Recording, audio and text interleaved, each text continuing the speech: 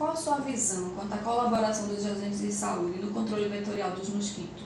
Bem, eu vejo os agentes de saúde como, em seu conjunto, um pilar fundamental. Porque, em primeiro lugar, são eles que executam o programa, são eles que estão no campo executando as ações de um programa. Então, eles são peças fundamentais. Mas há um outro lado também que eu acho extremamente importante: eles estão em todas as casas nesse país. Então, são uma rede de comunicação, não é, que pode ser extremamente eficiente como educadores mesmo da população. Eles têm esse papel. E tem ainda um terceiro aspecto que eu considero muito importante, igualmente importante, é o fato de que eles são as pessoas que estão visitando as casas e vendo as condições onde os mosquitos se desenvolvem. Então, eles são detentores de um conhecimento, de uma informação fundamental, porque se sabe, e sobretudo quando se começou a ter o Aedes aegypti como um problema, se sabia muito pouco sobre essas condições. Eles são detentores de esse saber, já que visitam e conhecem as condições reais em campo. Eu acho isso fundamental. Então, na minha visão, os agentes de saúde têm um papel-chave dentro de um programa. Doutora, com as atuais ferramentas de controle vetorial já descritas, seria possível pensar num projeto nacional que de fato impactasse o tamanho populacional dos mosquitos no Brasil? Sim, vamos lá.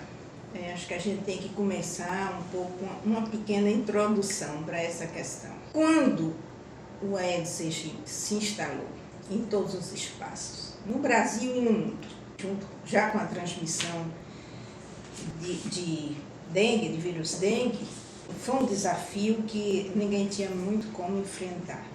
Faltava, sobretudo, conhecimento sobre o inseto. Para não falar muito, vamos ter como foco o Brasil. No Brasil, o que se fez, tomou-se como base antigos manuais de controle de mosquitos em geral. O que se utilizou, o que foi implantado, são técnicas que funcionam para culex, mas que são equivocadas para eles.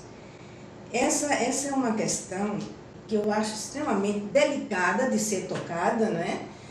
de ser tratada, mas que precisa ser olhada. O programa no Brasil é um programa gigante, tem uma capilaridade fantástica, tem um custo altíssimo, não é? Todos os brasileiros sabem disso, e os resultados não aparecem. A razão disso são essas duas questões muito simples. O sistema de monitoramento, de vigilância do mosquito e as ações de controle seriam adequadas para outras espécies, como Culex quinquefaciatus. São próprias para Culex quinquefaciatus, mas são ineficientes para Aedes. Nem se consegue ter uma informação que apoie decisões e nem se consegue reduzir a população do mosquito, porque as ferramentas utilizadas para essas duas coisas são equivocadas. Bom, o programa foi instituído no final do século passado. Nos primeiros anos do século atual, o Brasil começou a investir, não é?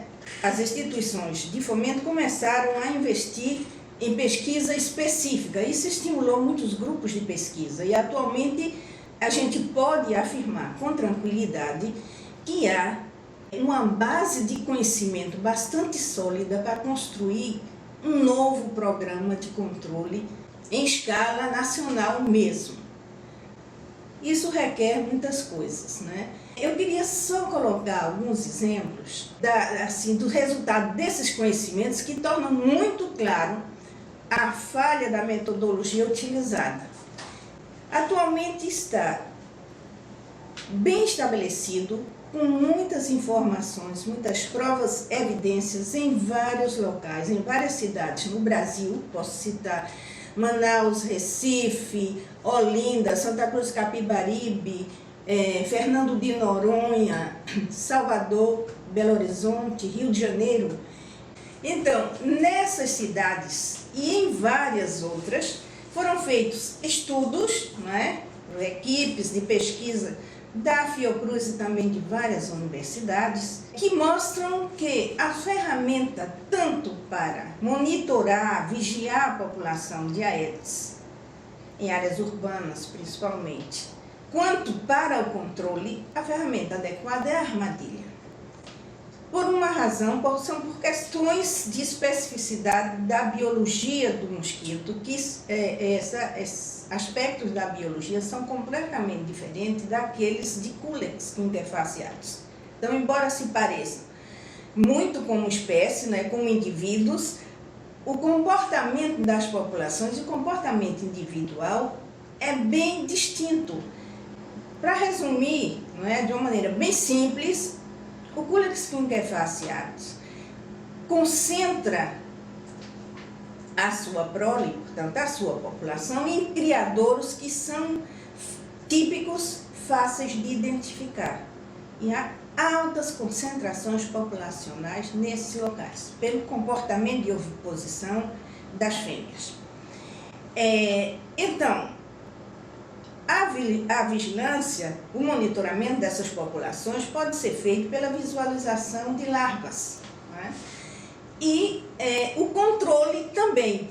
Então, o uso de larvicida é adequado para controlar Culex quinquefaciatus.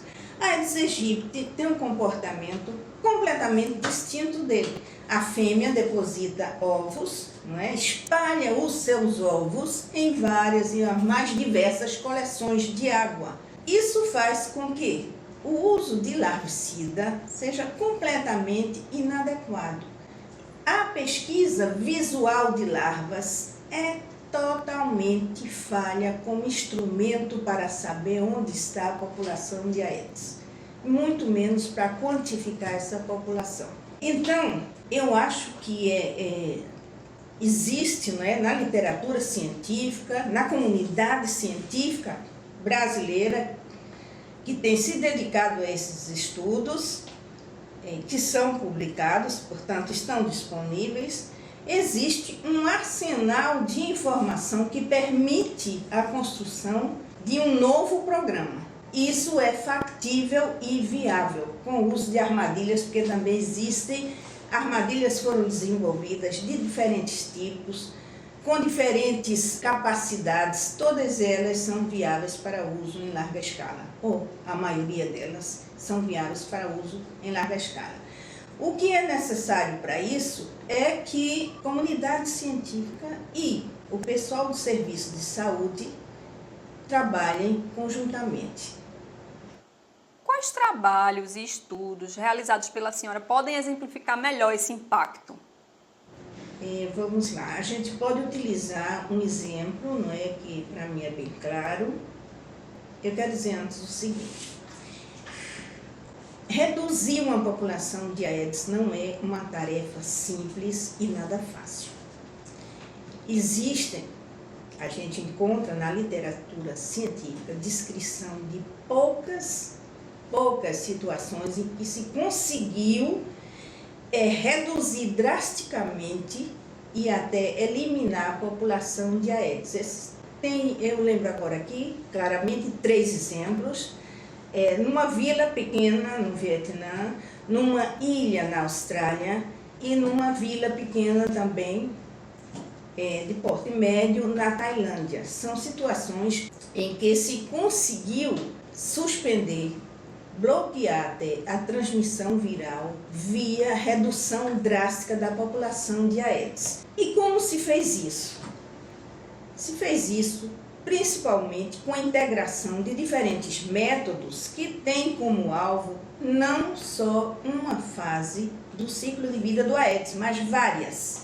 Armadilhas que eliminam ovos, uso de larvicidas e de agentes de controle biológicos, larvicida biológico como BTI, agentes de controle como copépodos, que são microcrustáceos, e com a participação efetiva da comunidade, na aplicação mesmo desses programas, né?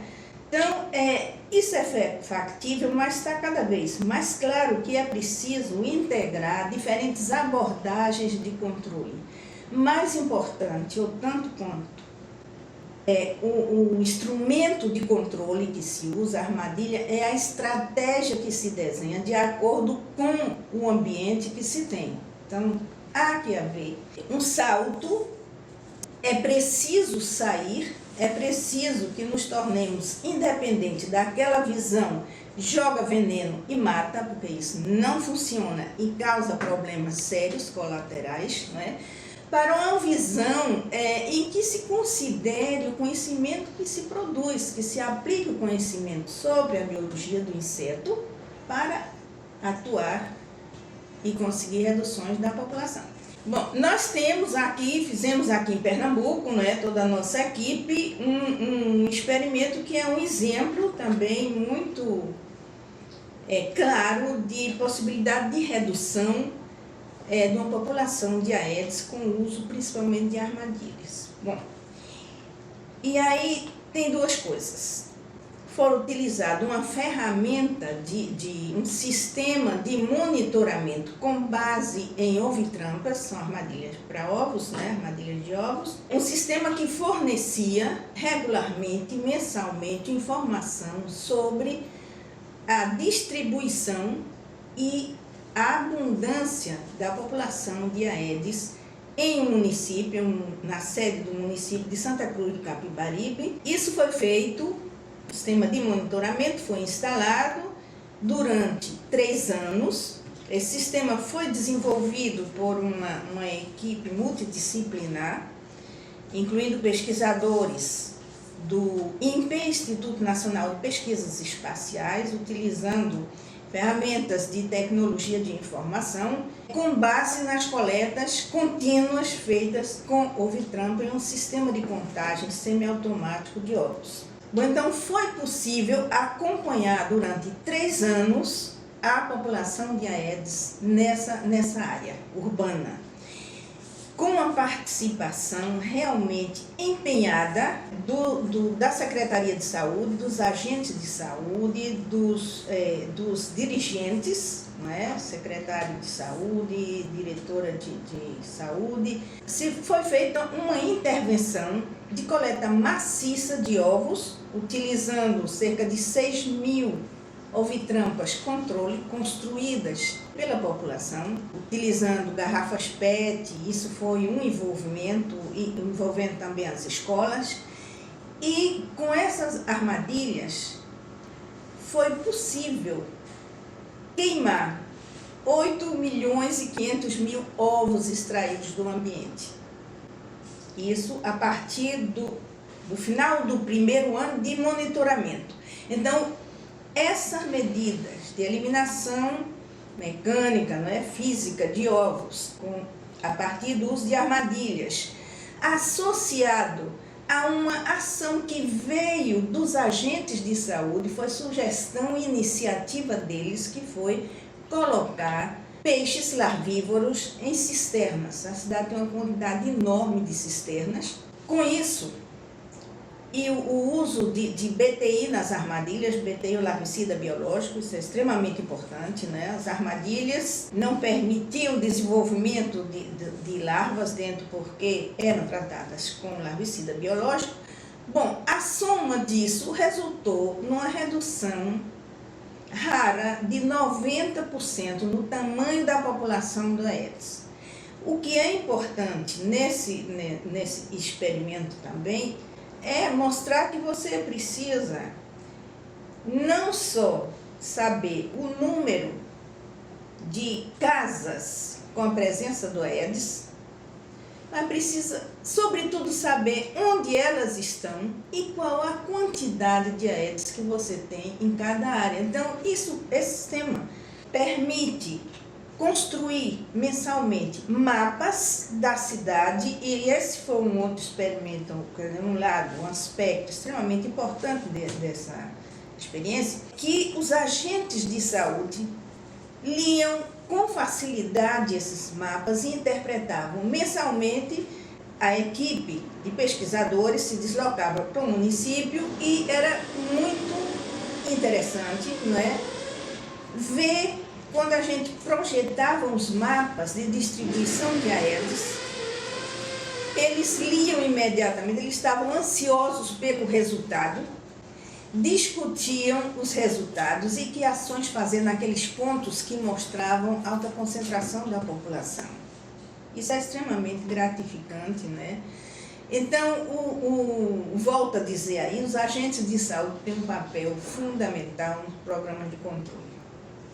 Bom, esses resultados estão publicados, mas não são únicos, não é? Existem vários outros experimentos. Aqui em Pernambuco, nós podemos citar algumas cidades, Recife, Olinda, Fernando de Noronha, Ipojuca, Santa Cruz do Capibaribe, onde a população de Aedes foi monitorada com esse sistema. E o que é importante colocar é o seguinte: o sistema é muito sensível e ele mostra a presença do Aedes em praticamente todas as habitações. Isso é um conhecimento que precisa ser considerado. O sistema de pesquisa larvária, quer dizer, a busca visual de larvas dentro das casas, indica a presença do Aedes em 1%, 2%, 10% das casas. Do ponto de vista, né, da visão biológica de comportamento da população, é extremamente difícil entender isso, porque o Aedes é uma espécie invasiva, é uma espécie que se estabelece e se espalha, ocupa todos os ambientes. Então não há como entender que depois de 10 anos com casos de dengue, não é, se utilize uma ferramenta que diga 1% das casas estão infestadas. Isso não existe. Isso não faz nenhum sentido do ponto de vista da biologia e é suficiente para mostrar que a ferramenta utilizada é ineficiente e tem como substituir. Como poderíamos fortalecer a tríade pesquisa, saúde e população no combate à população de mosquitos no Brasil? Eu não saberia responder essa pergunta, mas eu tenho algumas observações que eu poderia fazer. Eu acho que uma coisa fundamental, não é um diálogo desarmado e muito cooperativo entre, vamos falar assim, academia e serviço de saúde. Esse diálogo eu acho que se desenvolveu com o tempo, não é? Mas isso precisa ser fortalecido, precisa haver mais confiança de um lado e do outro, porque o conhecimento científico é muito importante para isso, é claro. Ele é fundamental, isso tem sido estimulado e desenvolvido no Brasil, né? Instituições públicas, universidades e instituições como a Fiocruz, que tem desenvolvido uma quantidade considerável de estudos em Aedes aegypti. Também uma abertura, obviamente, os que pesquisam precisam estar sempre olhando para, não só para o campo, mas para o sistema de saúde, como isso se aplica. Não seria, não é, de grande importância desenvolver, por exemplo, métodos que não são aplicáveis. É preciso se considerar as capacidades, as possibilidades de aplicação, para isso ter uma ideia de como funciona o serviço de saúde num país grande como o Brasil e em cada cidade. Então esse diálogo precisa precisa haver mais aproximação, eu acho que isso aí é uma forma de fortalecer e o elo com a população é fundamental.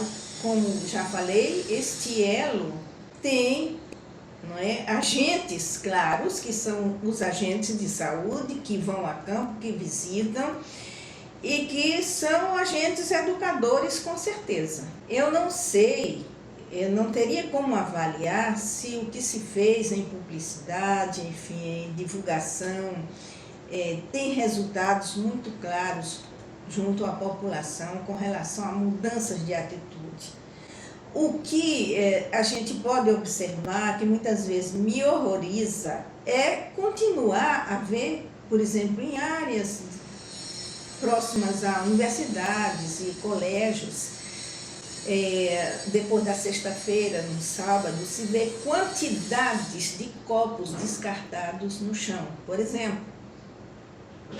Isso para mim é um retrato de que é muito lenta a mudança de atitude com relação a isso. Então, eu acho que os agentes de saúde têm um papel extremamente importante, não é, nessa a sensibilização da população. É preciso que a eles seja dado condições e estímulo para isso, não é? Eles têm um trabalho, o trabalho de campo é um trabalho pesado, mas é preciso que eles tenham um estímulo para parar um pouco e conversar com as pessoas, porque os resultados disso são realmente muito importantes. Doutora Leda, a senhora gostaria de deixar uma mensagem final para todos os agentes de saúde que estão fazendo esse curso? Eu gostaria, então, de deixar uma palavra para os agentes de saúde. Veja bem, o controle de Aedes, na nossa visão, depende de ações de controle que são decididas, definidas, coordenadas e executadas pelo serviço de saúde, e depende, talvez na mesma medida, não é, da ação das pessoas, dos moradores, dos cuidados em suas casas. Vocês são este ponto, não é?